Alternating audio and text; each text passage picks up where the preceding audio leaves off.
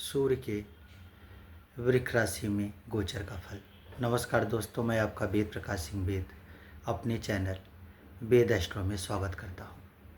पहले भाग में मैंने मेष से कन्या राशि वालों की बात की थी। आज तुला राशि से लेकर मीन राशि वालों तक की बात होगी। यह गोचर फल साधारण गोचर फल पर आधारित है। आपको चाहिए किसी विशेष परिस्थिति में अपनी कुंडली का अवलोकन कराने के बाद ही आप किसी निष्कर्ष पर पहुँचे। तुला राशि वालों के लिए सूर्य का गोचर 8वें भाव में हो रहा है। तुला राशि वालों के लिए सूर्य लाभ स्थान के स्वामी है। 8वें स्थान में सूर्य के गोचर करने से अचानक से मानसिक परेशानी, आर्थिक परेशानी, साथ में शारीरिक अस्वस्थता, इन सब का सामना आपको करना पड़ सकता है। जहाँ सबसे ज़्यादा सावधान रहने की आवश्यकता है वो ये है कि 11वें भाव से बड़े भाइयों या बड़े लोगों का विचार किया जाता है। सूर्य यहाँ 8वें भाव में आकर हमारा संबंध बड़ों से अवश्य ही खराब करेंगे। किसी न किसी से अचानक लड़ाई झगड़ा होगा और बड़े हमारे प्रबल विरोधी इस गोचर में रहेंगे। आपको उपाय में भगवान सूर्य को सुबह तांबे के लोटे में अर्घ जरूर देना चाहिए। इससे आपकी ग्रह की पीड़ा शांत होगी और आपको लाभ मिलेगा।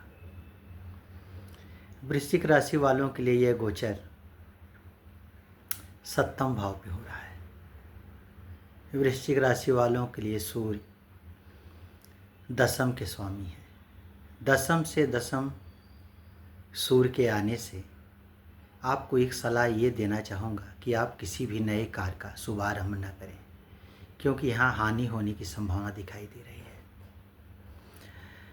साथ में सूर्य 7वें भाव पे बैठेंगे तो पति पत्नी में कुछ अनबन की भी शिकायत हो सकती है। यात्रा करते समय आपको सावधानी रखनी चाहिए।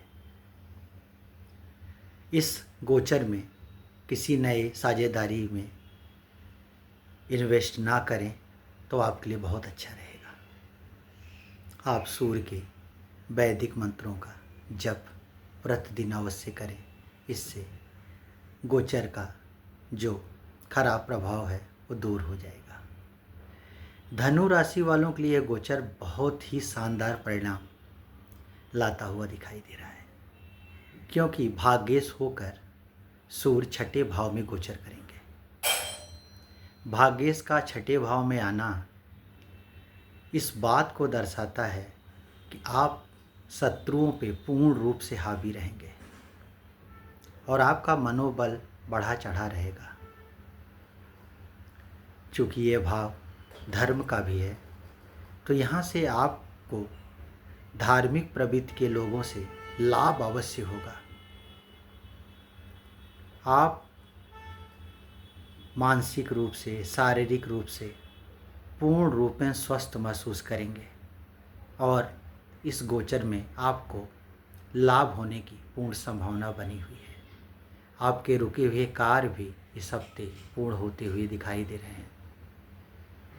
आपका यह गोचर बहुत अच्छा परिणाम देता हुआ दिखाई दे रहा है। मकर राशि वालों के लिए यह गोचर 5वें भाव में हो रहा है और मकर राशि वालों के लिए सूर्य अष्टम के स्वामी है। अष्टम के स्वामी का 5वें भाव में जाना इस बात को तो पूर्ण रूप से दर्शा ही रहा है कि हमें आर्थिक संकटों का सामना करना पड़ेगा। साथ ही साथ अष्टम का स्वामी 5वें में गया है और लाभ को देखेगा तो हमें अकारण कोई न कोई परेशानियां आती रहेंगी। कोई पैसा हमारा अटक सकता है, कहीं हम पैसा लगाना जाना चाह रहे थे और वो पैसा अचानक से फंस सकता है। तो इस गोचर में आप इन सब चीज़ों पर विशेष निगाह रखिए। और साथ में सूर्य के वैदिक मंत्रों का जप आप भी अवश्य करिए। कुंभ राशि वालों के लिए यह गोचर चतुर्थ भाव में हो रहा है, जो कि सुख का स्थान है, और सूर्य सप्तम के स्वामी हैं कुंभ राशि वालों के लिए। सप्तम के स्वामी चौथे भाव में जा रहे हैं तो सुखों में कमी तो अवश्य ही करेंगे, साथ ही साथ शारीरिक रूप से भी आपको परेशान करेंगे, क्योंकि सप्तम स्थान एक मारक स्थान है। इसलिए आपको थोड़ा सा चिड़चिड़ापन और क्रोध अवश्य ही देंगे। आप सूर्य के वैदिक मंत्रों का जप अवश्य ही करिए, इससे आपको लाभ होगा। मीन राशि वालों के लिए सूर्य का गोचर तीसरे भाव में हो रहा है, और मीन राशि वालों के लिए सूर्य छठे भाव के स्वामी है। छठे का तीसरे में जाना इस बात को दर्शा रहा है कि शत्रु, रोग, ऋण, आर्थिक तंगी, इन सब चीज़ों से आप बाहर निकलने के लिए तैयार हैं, और आप निकल भी आएंगे। इस समय आपका आत्मबल बढ़ा चढ़ा रहेगा, और आप असंभव भी कार्य को संभव कर लेंगे। सूर्य के इस गोचर से आपको भरपूर लाभ उठाना चाहिए।